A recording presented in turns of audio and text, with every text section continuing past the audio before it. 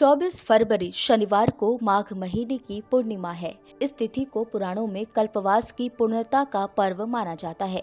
इस पूर्णिमा पर गंगा स्नान करने का विधान है। इस दिन गंगा स्नान करके कल्पवासी अपनी 1 माह की तपस्या करके घर लौटते हैं।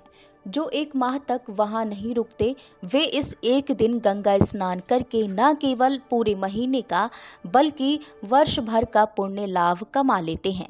ऐसी मान्यता है कि इस दिन सभी देवी देवता भी प्रयाग में गंगा में स्नान करके अपने लोक को लौट जाते हैं।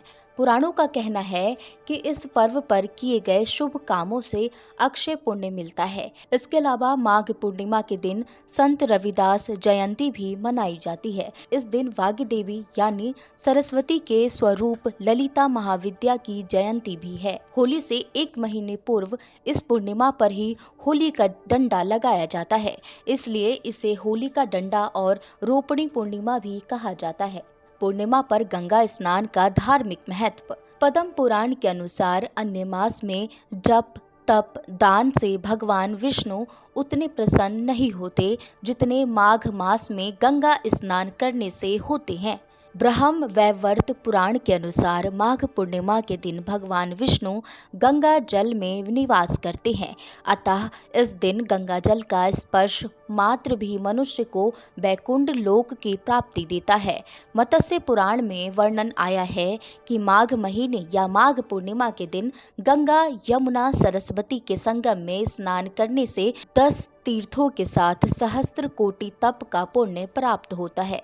इस दिन गंगा आदि सहित अन्य पवित्र नदियों में स्नान करने से पाप और संताप का नाश होता है, मन और आत्मा शुद्ध हो जाती है। इस दिन किया गया महास्नान समस्त रोगों को नाश करके दैविक और भौतिक कष्टों से मुक्ति दिलाता है।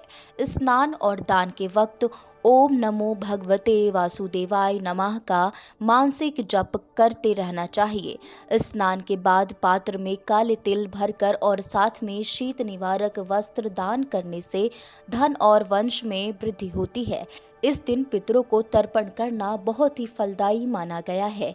ऐसा करने से उनकी आत्मा को शांति मिलती है और आयु एवं आरोग्य में वृद्धि होती है। माघ स्नान का वैज्ञानिक दृष्टिकोण। माघ पूर्णिमा स्नान को सिर्फ शास्त्रों में ही नहीं बल्कि वैज्ञानिकों ने भी माना है।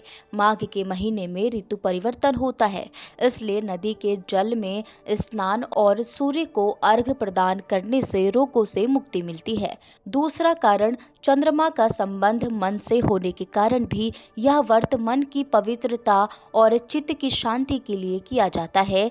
इससे जीवन में सकारात्मक ऊर्जा का संचार होता है और आध्यात्मिकता का विकास होता है।